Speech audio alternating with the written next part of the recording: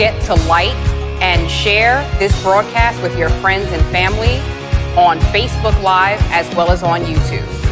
Let all of your friends and family know to subscribe so that you know when the Center of Hope is going live.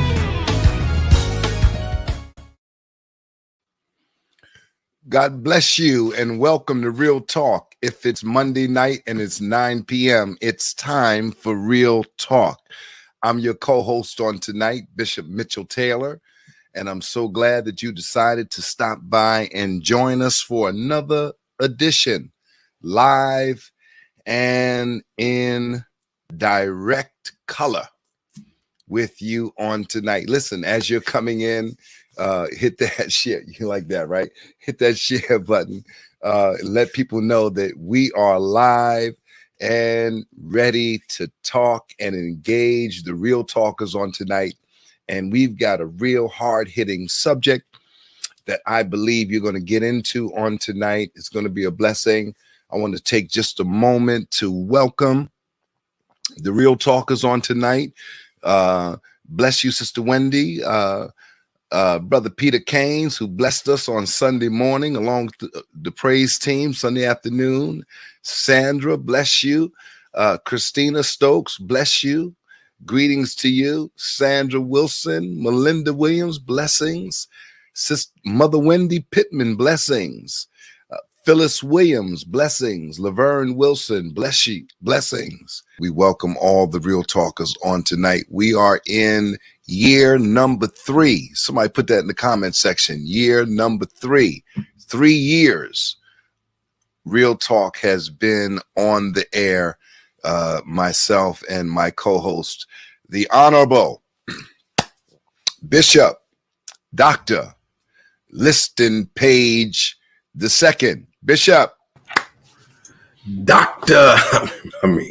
Bishop Mitchell G. Taylor. Welcome. Well, I was just saying 3 years we've been on this platform and we haven't deviated. And I'm just grateful to the Lord to give us another time, another evening, another opportunity to talk and dialogue. And every time we come together, it always seems to be a very interesting dialogue. It gets better as it goes along. You know, it's like an engine that warms up. You put the heat on, like on a cold day, you know, you get the car, you know, before you had the remote start, you know, now you just hit the remote start, you know, start it from wherever you are. And then by the time you get there, it's already warmed up. I don't like the helicopter ride. I like the board. I like the plane, you know, sit down, you know, first class. And, you know, I get a seltzer or something before we take off, maybe tea or whatever it may be. And, you know, we go on the runway and then we take off, you know. I don't like them helicopter rides. It just goes straight up. I lose something in the helicopter ride, you know. So that's what this is like on tonight. So let's get right into it because we only got a few more minutes left, 45 minutes left. And I want to make sure that we really get into this subject matter. And I think that it's important tonight. And we're going to be talking about compromise. We're going to be talking about compromise. You know, and compromise is a very, very broad subject. It's a very, very broad subject, I will admit. And when you think about compromise, whether it be, you know, whether you're talking about compromise in relationships or compromise in business, compromise in transactions, compromise in ministry, compromise in church, you know, compromise in many things. You can ask this question: have we gone too far? You know, have we gone too far? Or have we not gone far enough? And the other question, when you start thinking about, you know, where we are, you know, and where we're going, where we've been, are we conforming to societal norms, or are we transforming societal norms? Are we following the pace, or are we setting the pace? And so I wanted to kind of look at this whole idea of compromise, because there's healthy compromise, there's unhealthy compromise, and I want to kind of look at and unpack what that looks like. What does healthy compromise look like, and what does unhealthy compromise look like, and how has that or not impacted our churches because of, or the lack of, and how has that impacted our relationships, or because of, or the lack of? And so I think tonight, as we begin to dive into this dialogue, I want folks to get into the comment section, tell us what you think about this topic on tonight as we begin to break it up. Dr. Page, define for us compromise. Define that. Well, when I think about compromise, it is simply changing the question to fit the answer. I think when we think about compromise, it's an agreement in an argument in which people involved reduce their demands or change their opinion in order for there to be some common ground. And when I think about compromise, I think about reducing your particular stance in order to find common ground that we can have conversation, a dialogue, and exchange. That's what I think about when you say the word compromise. So maybe reducing your expectation, sacrificing what you would want out of the deal in order to make the deal. I think it's some level of assimilation. I don't think you can not compromise and not engage in some level of assimilation, because compromise is to take down, to reduce, to conform to some degree, that there is some level of harmonious conversation. And in order for there to be any successful relationship, there has to be times of compromise, where one reduces their stance and the other person may amplify theirs. But it's finding some commonality in order for there to be some synergy put back into the connection. So then you would agree then that there is at least two kinds of compromises, or if I categorize it like this, there's healthy compromise and there's unhealthy compromise. And I think what's true naturally is also true spiritually. So could you give us an example of healthy compromise on tonight?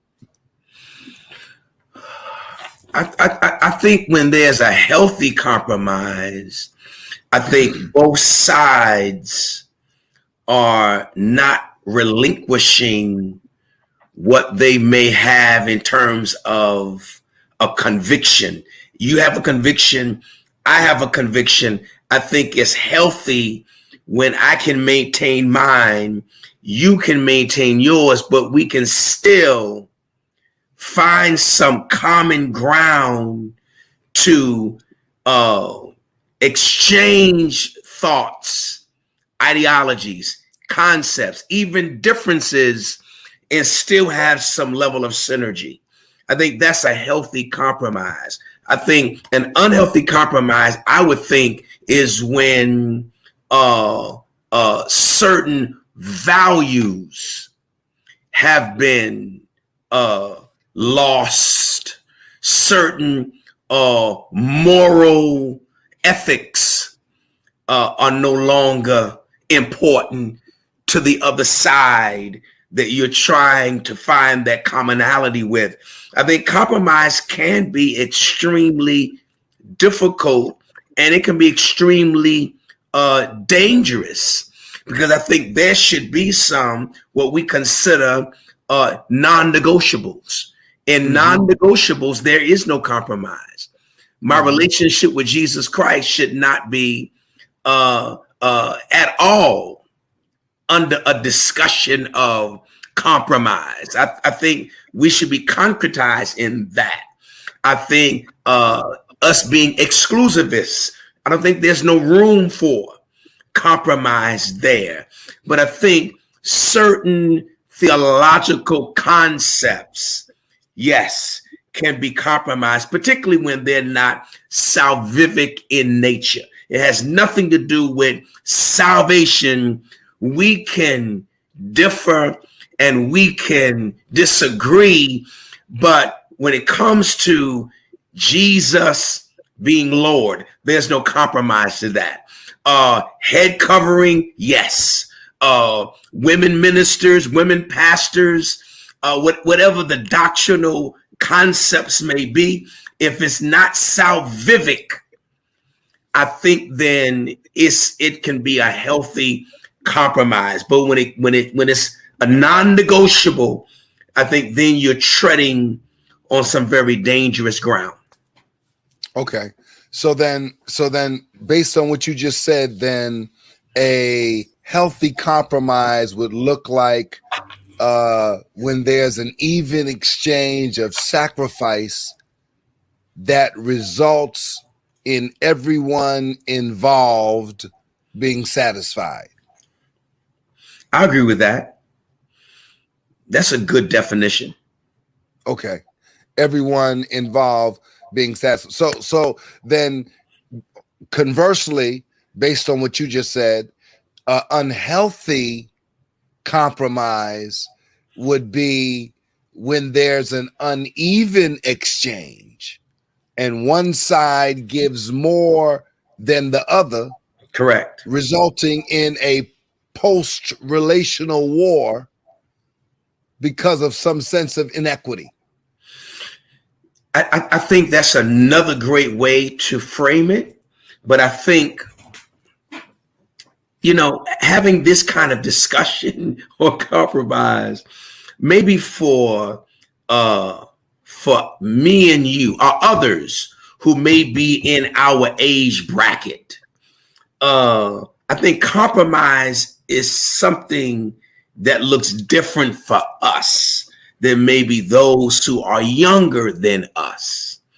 Compromise for us now basically is finding a ground of peace where there's no chaos, no confusion, no ill will, just no tension, where it is somewhat easy. It's not uncooperative. It's not recalcitrant. It's not uncooperative. I think in where we are, maybe let me talk about me, maybe where I am. That's the space kind of where I want to be, where it's not reticent. It's not taciturn. It's not argumentative. It's a place where we can have decent commonality of respect of what each party may believe or what they may even feel, because what we believe all the time is not right.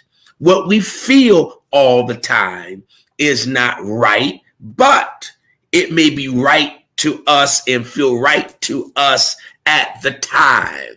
So I think compromise for us takes on a different connotation, a different meaning. I think we talked about this earlier. Anything that's going to take a lot of work and a lot of effort, that's unnecessary. It's not important for me at this point in my life. There's too many other things that are much more important to me in my life. And I'm not going to argue doctrinally with anybody. I'm not doing that. You want to believe that? Fine, no problem. If it gets to a point of tension and uncomfortability, I think we're in a different space. When we were younger, we fought for every inch of real estate that we could possess. But as you get older, you yield more. You give in more because you recognize at the end of the day, no one really wins. If both parties don't win, both businesses don't win, nobody wins. There's no such thing as I won. No, if you win, I lose. If I win, you lose. It's not until we both win that there's a win. And the only way we both can win, there must be peace, commonality, common ground, a healthy exchange. That's the only way we win. Other than that, it's just conjecture at the end of the day. Bunch of conjecture. When I look at compromise from that perspective, I look at it more as a diffusing than I do in another lens. And that lens would be what has impacted or not impacted, what has been a catalyst or not a catalyst because of or the lack of compromise, what has resulted in the overindulgence of societal norms in a sacred environment, opposed to, what we see. Have we made certain compromises in order to not lose, participation? I mean, that's a big one.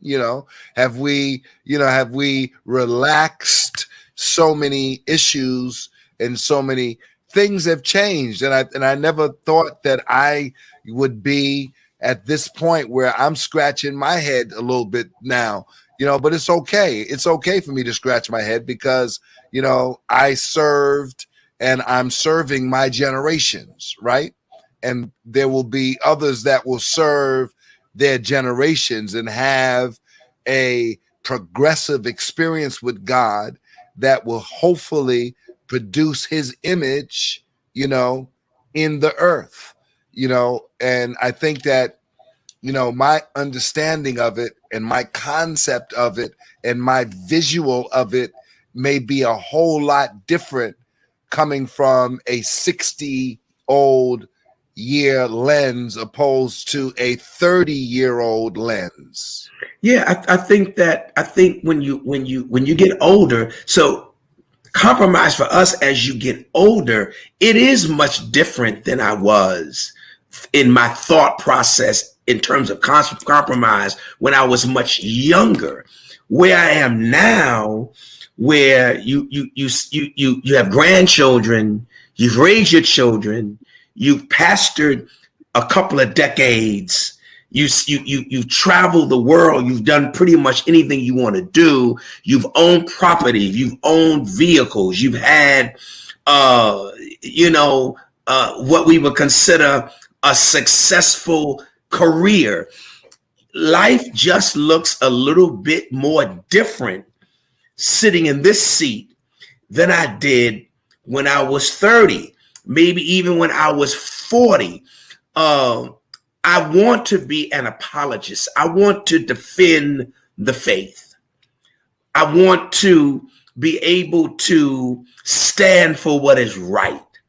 But I don't think that I am called to just be conjecturing aimlessly. I don't think we're supposed, the Bible said we should not enter into vain babblings. I think a lot of things that we do in terms of the whole salvific idea is vain babblings. I think when we push back, it should be because it's about the cause of Christ. It's about someone standing against the orthodox classical beliefs that Jesus Christ is Lord. I got it.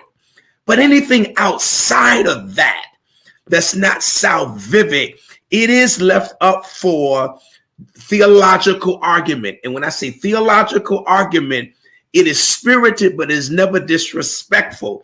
It is all parties being able to articulate what they feel and then listen to the other side. Most people, and this is a fact, most people sit in the queue waiting to react. They don't sit in the queue listening to what's being said. They sit in the queue waiting for their turn to talk.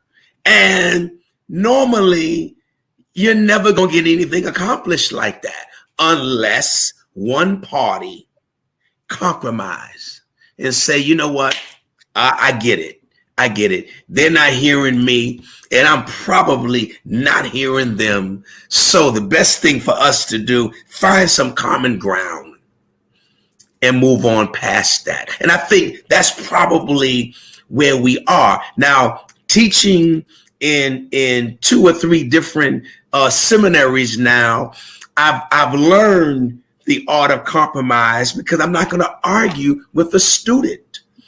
The reason I'm the professor and you're the student is because I've matriculated and I've got the degree.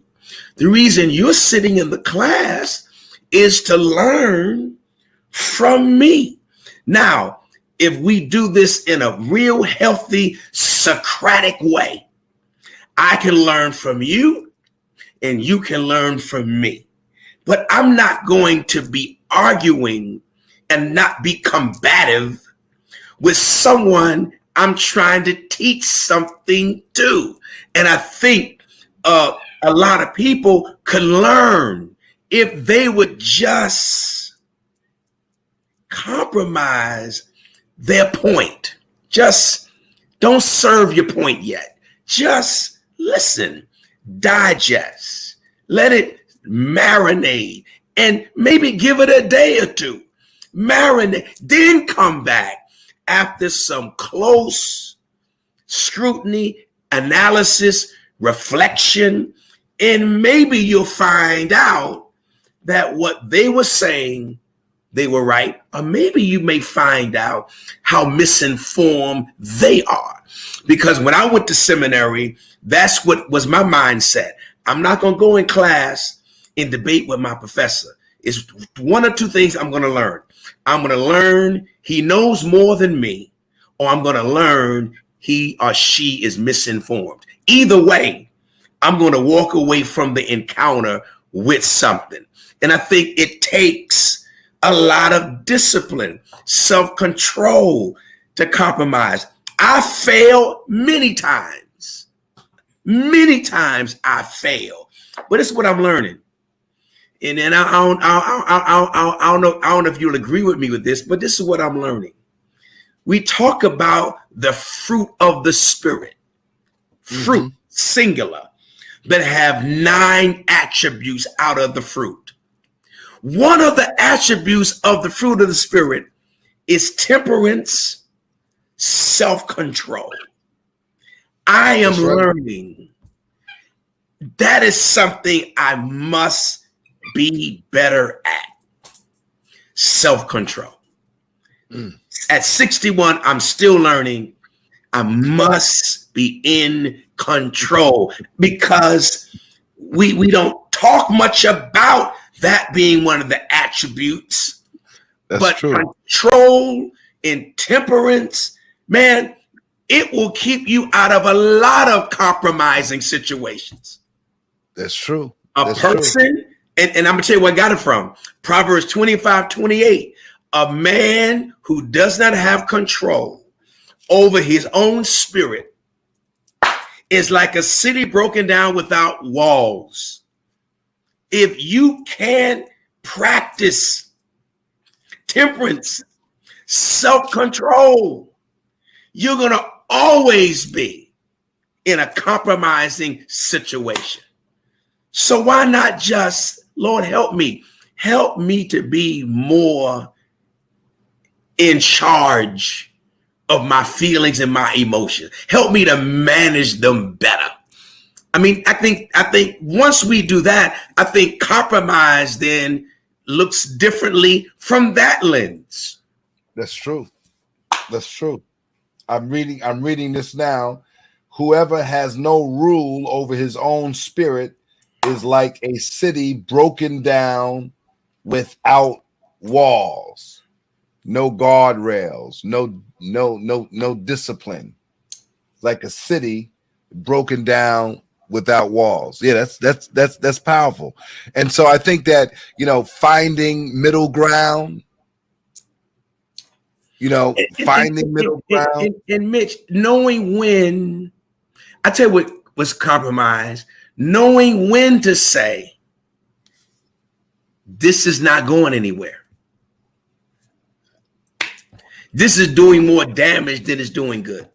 I mean, knowing when you've reached that space where nothing fruitful, nothing productive is coming out of this.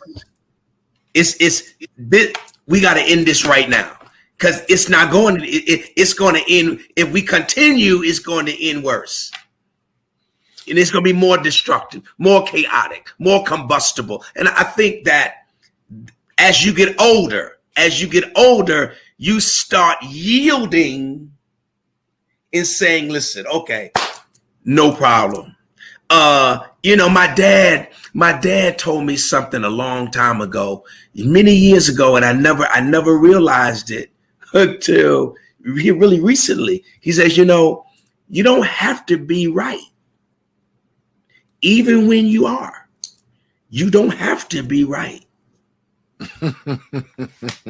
Even when you are, you don't have to be right. And I'm learning, you don't have to be right. Because guess what? When you are right, it comes back around again. Eventually, it's coming back around again. So you can't force your point. You can't force your viewpoint. You can only share it with those who are open enough to receive it and willing to compromise to hear it. If they don't want to hear it, you're killing yourself when you don't have to. I mean, so compromise looks, for me, this is just listing page. For me, it looks different now than it did when I was 30 or 40. And interestingly enough, pride has a lot to do with compromise or the lack thereof. Pride and wanting to, like you said earlier, and it's so funny you said that, when Bishop said you don't have to be right, even when you're right. And nobody wins, Mitch. Nobody wins. Compromise. When I think about compromise, I think about, and maybe this is not the best example, but I think about Solomon. When I think about the two women who made an agreement that when, before they die, we'll eat each other's babies. And so the famine got bad and they said, all right, well, listen, you cook your baby or whatever the case may be. And, then when it was time for the other baby, the woman said, no, I'm not going to do it. They went to Solomon and, whatever the case, I don't know if I'm getting the story mixed up or not, but whatever it was, the baby, the surviving child came to Solomon, and the one woman was trying to claim the child for hers. And you got two narratives mixed up. I'm mixing up two narratives, right? Because the narrative that you're mixing up is you had two harlots that had children, and one harlot rolled over on her baby in the nighttime, and the baby suffocated and died. And while the other harlot was asleep, she took that harlot's baby and claimed it as her own. And Solomon's wisdom was, well, listen, cut the baby in half. And the woman who claimed to have the child said, sure, cut it in half. Solomon said, give me the child, give it to her, because a real mother would not want her child cut in half. So that was the wisdom of Solomon. So those are two different narratives that you had mixed up, but I get the point. Solomon did not just make the decision. He said, no, I'm gonna put the weight of responsibility on you. I'm gonna let you have it. And I'm sure, of course, this is implied hermeneutics. I'm sure through his wisdom, he already knew who the mother of the child was. But I'm not going to argue with this. No. I tell you what we're going to do. No problem. Just cut it in half. And that's a powerful narrative that you just raised, really, on compromise. I see the hermeneutic now differently. That is a powerful narrative, because how many babies did we have that was ours that we said, no, you can have it. You take it. It's mine, but go ahead. You take it. I'd rather you have it whole than us cut it in half. And I think that is compromise, when you're willing to say, you know what? You take the whole argument. You take the whole discussion. You win. You win. I yield. I yield. You got it. But that takes self-control. That takes a high level of temperance to do that. And I think we're all evolving there. Let me talk about me. I'm not quite there yet. I'm evolving there. And I'm praying and asking God every day, help me with better self-control, better temperance. Help me to know when to yield and when to push the envelope, because you can't give in to every conflict. There's some conflicts we got to fight, but then there's others. You know what they say? Pick your battles. I think that is part of the self-control piece. Learning what battles to really get involved in. And the other ones, it ain't that deep. It ain't that important. And I guess that's highly applicable across the board. And I think that, we probably have more time to allow the Holy Spirit to settle disputes if we knew how to get out the way. But see, because we don't know how to get out the way, we keep on picking at it, and we keep on messing with it. And we keep on trying to fix it and trying to deal with it. And a lot of times all we need to do is just leave it alone. Just leave it alone. Just, okay, it's better to build a relationship than to win an argument. So let me just leave it alone. And you know what? Maybe in a couple of days or a couple of weeks, something will happen. The Spirit of the Lord will move, or some word will come forth that will, bring some reconciliation or bring some definition. Or why can't it also be a sign? Why can't it just be insight? Why can't it be a teaching moment that, you know what? this may not be good for you. You may reevaluate that. And I think sometimes, you know, man, the writing is on the hand, the writing is on the wall. The hand, it's right there. It's clearly for you to see, and sometimes we ignore it. And people say a lot of stuff, but when the rubber comes to meet the road, they don't mean what they say. And a lot of what happens is a revelation. It's a sign. It may be God showing you this is what you gotta look forward to. I mean, there's several ways we can look at it. You know, what does Maya Angelou say? When a person shows you who they are the first time, believe Don't it. leave that out.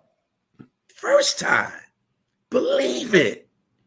I mean, some things, that's not every case. That's so, I don't want to paint that with a broad brush. That's not every case. But some situations are signals and signs for you to look at and now evaluate. Right, right.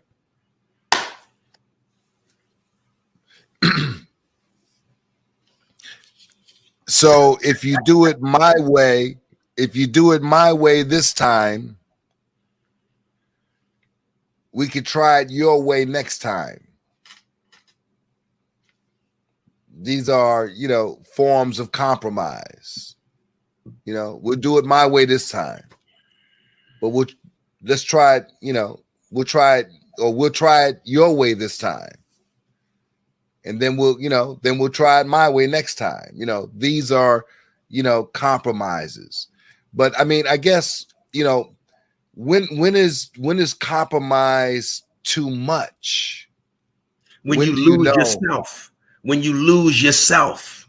When you lose yourself, when you start becoming something that you're not intrinsically, that's when it becomes too much. When you have to be something that you're not in order for there to be peace, then that is an unhealthy compromise. And one day you're going to wake up and resent the person that you made all of these compromising decisions for.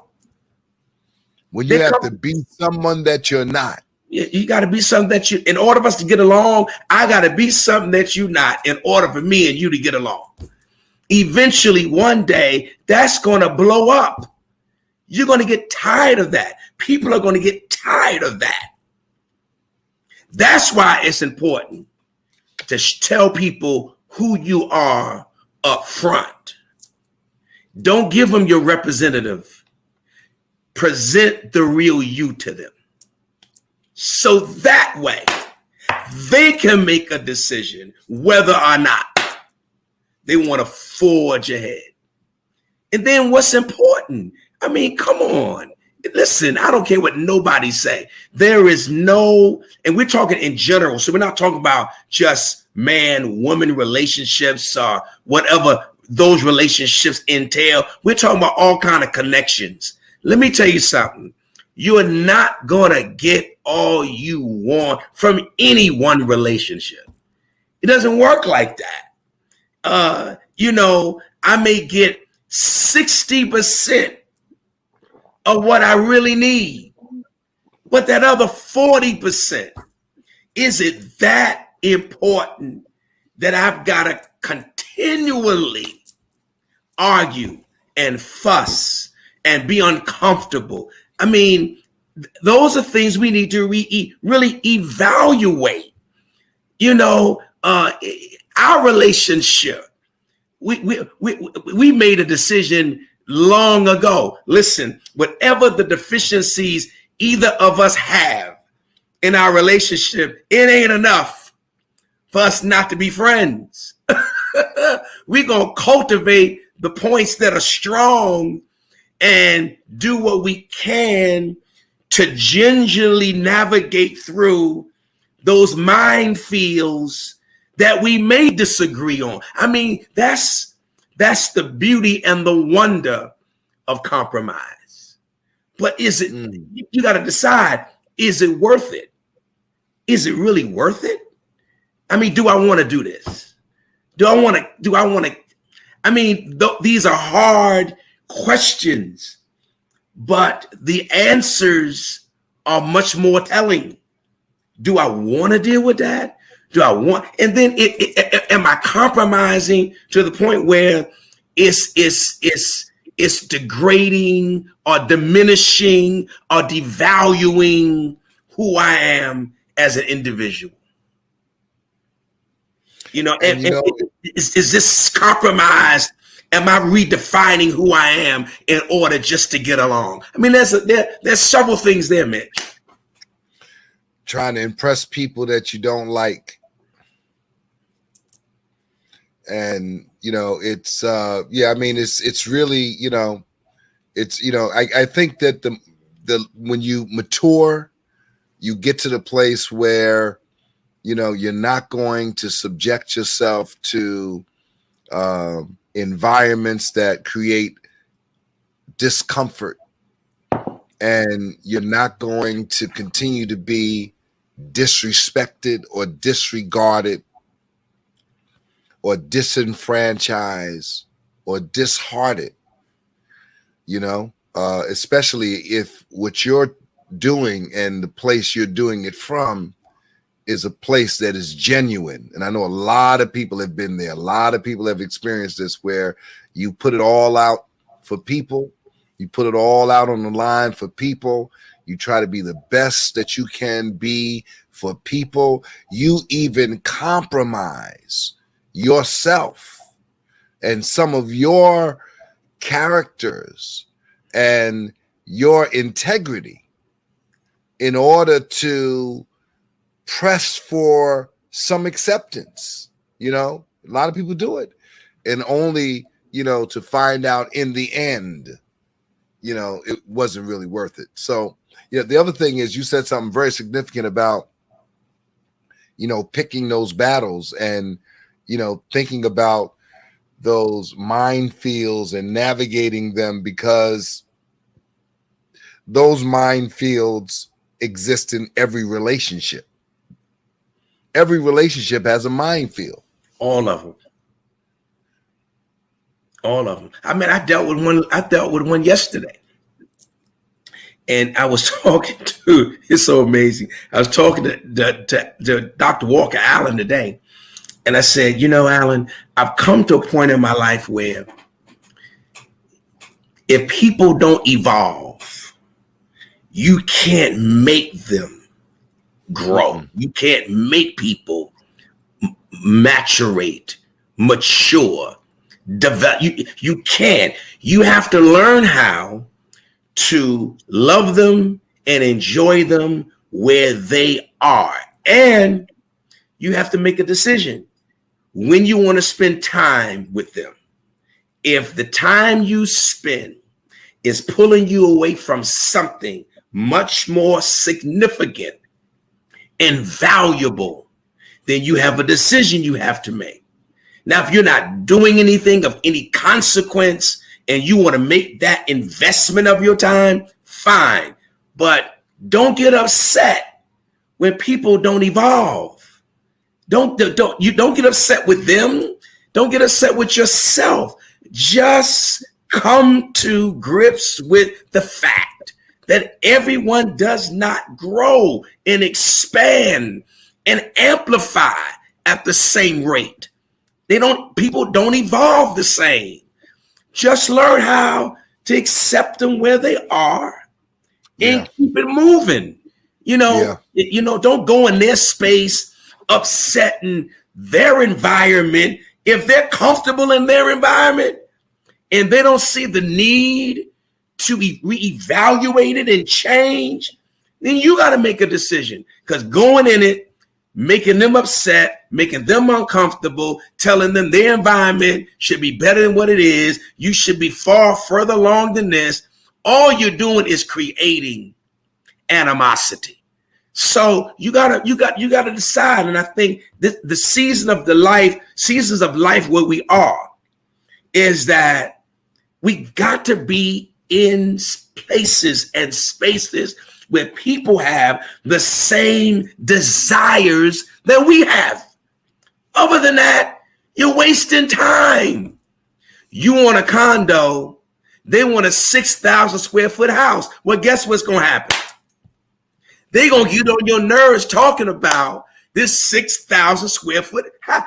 Now, it may be possible where they can show you the benefits of having something much larger. But if they can't get you there, they shouldn't frustrate themselves beating a dead horse, so to speak. I just think that has to be something that we really take to heart in this season of our lives, that we're not making people around us who's not where we are uncomfortable. I think we got to take responsibility many times for going in people's space and evaluating it and saying, no, it could be better than this. And if they're not ready for the better, it causes tension. It causes tension. And sometimes they will compromise with us saying, yeah, I know I should do better. I want more. And we start them on a process quicker, prematurely. They'll get there, but they need to get there on their own terms, not always being provoked by us, unless they just want to receive that. You're absolutely right. And we're coming down to the end of our narrative on this evening. But I want to say that I'd like to push this conversation to this next square, if I could. And I want to leave it here for you to ponder, Bishop. How has compromise impacted our churches experiencing a greater presence of God's anointing? Where have we compromised that? In other words, we come from a school, a place where, experiencing God in a supernatural way was commonplace. It wasn't an unusual occurrence. It was an unusual occurrence if God didn't show up. And so how has compromise played into moving that part from being functional in our services? And maybe it has not. Maybe it's something else that's triggered that. But yeah, I'd love to push that narrative and get your expertise on that. I want to thank Bishop Donald Oliver for joining us tonight from South Carolina, a son of the late, great Bishop Roy Edward Brown, Pilgrim Cathedral, and the founder of Pilgrim Assemblies International. Bless you, Bishop. And to all of our guests on tonight, all the real talkers on tonight, you're all special. Thank you for joining us on tonight.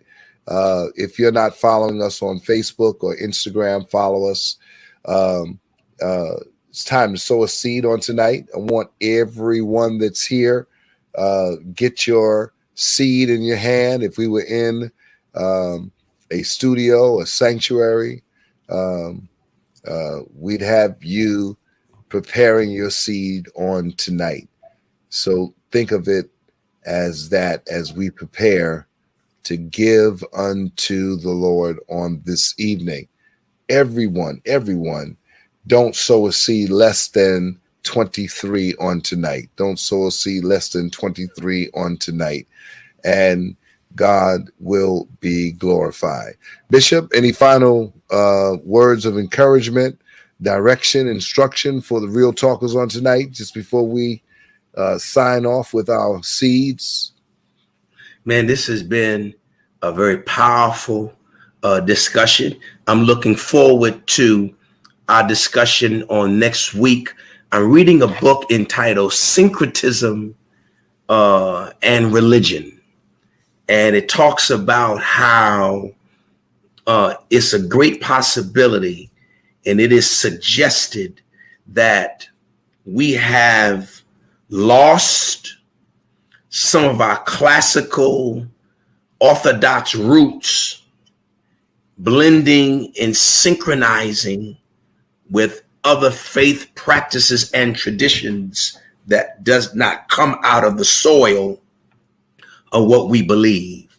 And it comes from compromise, inclusion.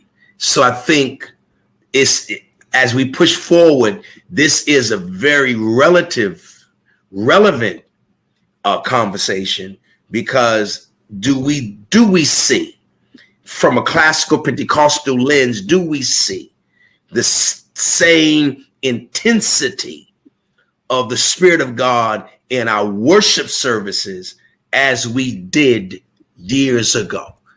I mean, what is it is a new paradigm? Are we operating out of a new praxis?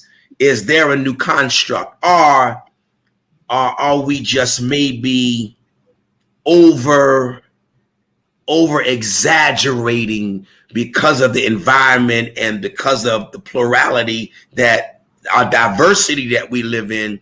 Are we amplifying that more than there's still a strong remnant of believers that are, as we would say, sacrificing their lives in a way where the power of God is just as relevant and pronounced as it was in times past?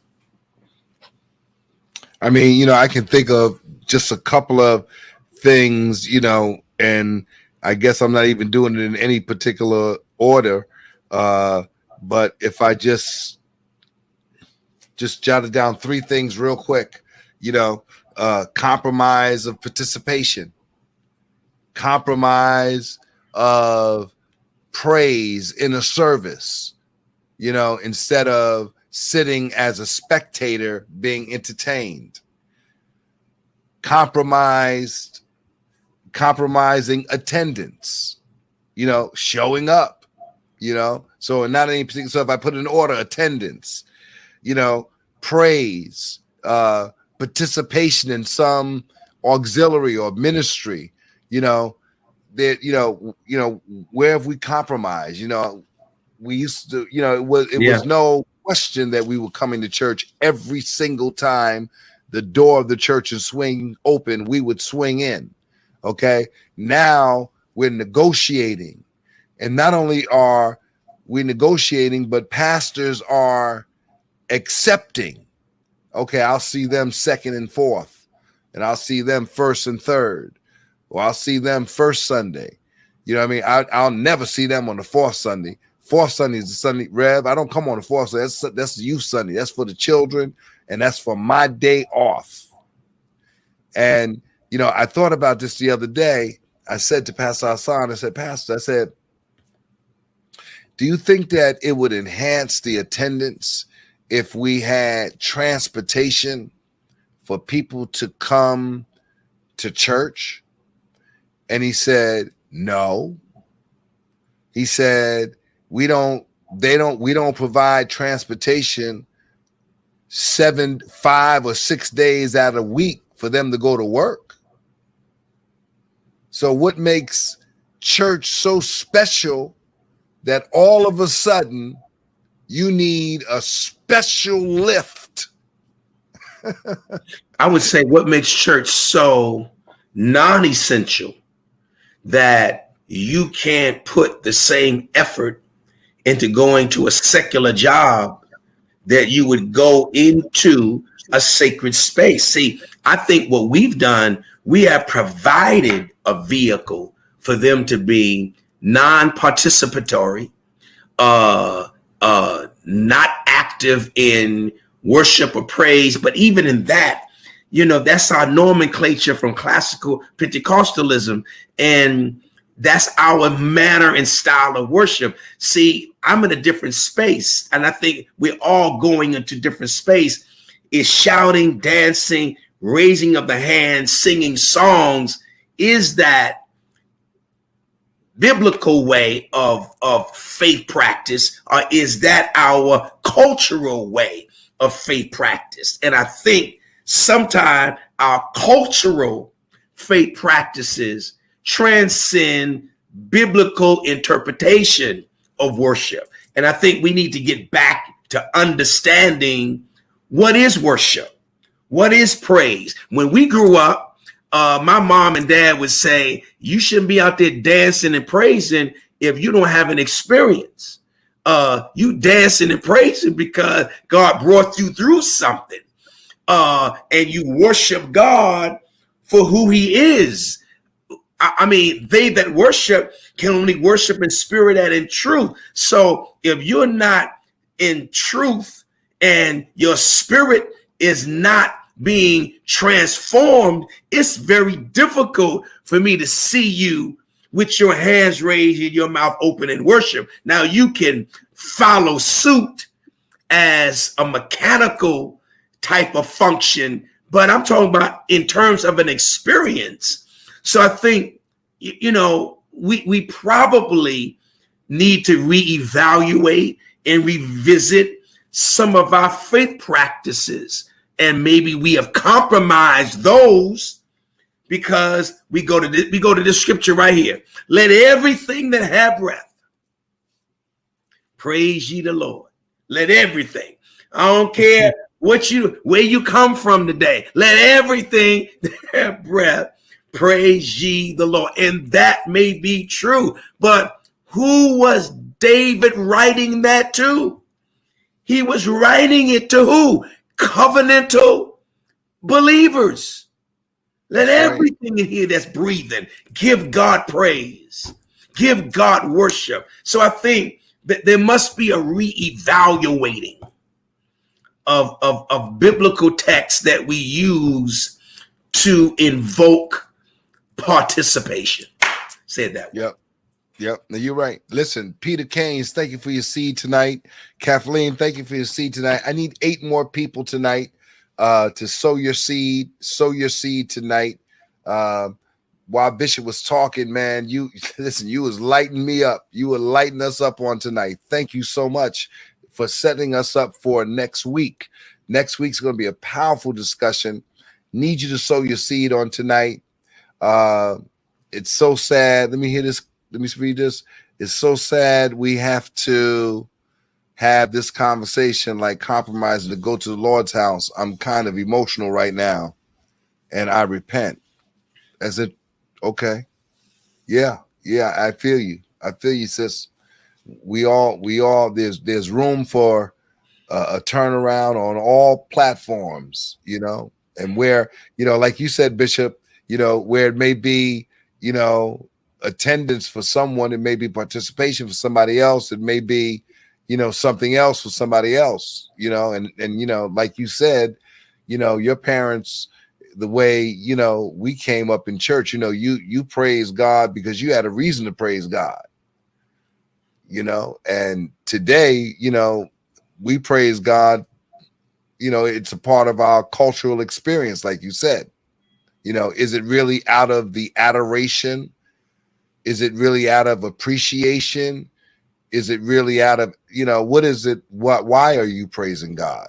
You know, what is it? Is it because, oh, this is the time we dance, the music starts, this is the time, this time we all get out there and dance. I remember when I was growing up, you know, I know they do it today because we did it back then, you know. We say, all right, you go first. You get out there, dance first. And when you go out there, then somebody come out and dance next to you, you know.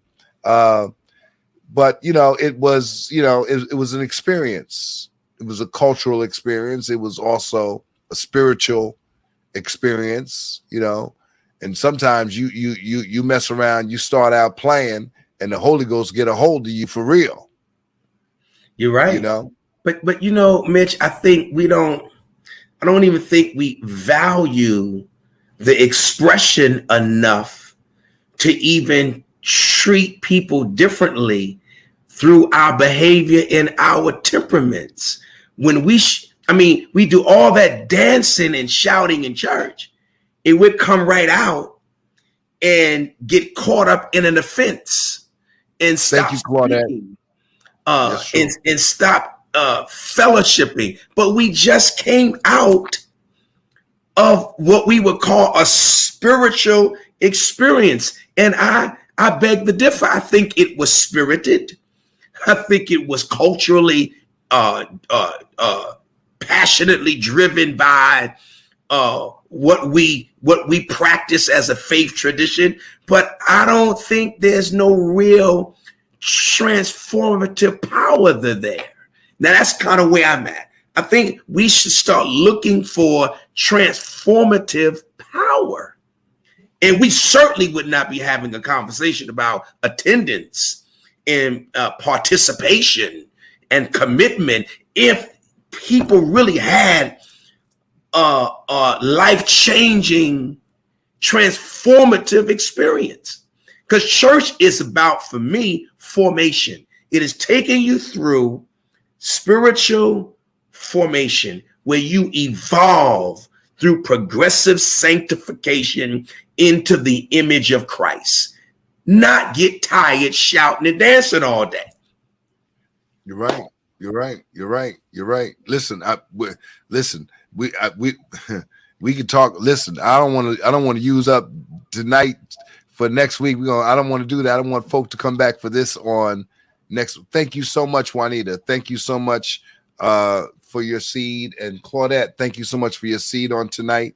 I just need 6 more people just to sow on tonight. I'm not going to hold you while you're doing it. I just trust that those other 6 will sow on tonight. And then those of you that are led of the Lord to support this platform, we encourage you to do so. This is good ground to sow a seed in. Well, Bishop, one for the history books, another one for the history books. This will go in the catalog. This will go in the repertoire, in the repository. Interesting thing is, people will actually be able to go back if Jesus tarries. People will be able to go back. They'll be in 2050 something or 2060 something.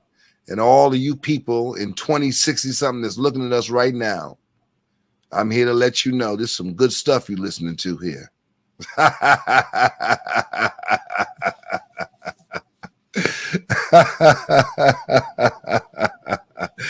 They're going to look at this and say, man, what was those guys talking about in the year 2023? They're going to be in the year 2060. Hey, technology at its best. Well, listen, thank you, everyone. Thank you for sharing with us. Thank you for joining us on tonight. Don't forget, every Monday night, if it's 9 p.m., you can rest assured, no matter where Bishop is, no matter where I am, we're going to find a way to find a camera and get to the studio to talk to our real talkers on Monday night. So God bless you on tonight. We'll see you on Wednesday morning, Wednesday night, Friday night, and Friday later night for the fall of the prophet. And you're going to be blessed of the Lord. Walk with the King today and be a blessing. Thank you.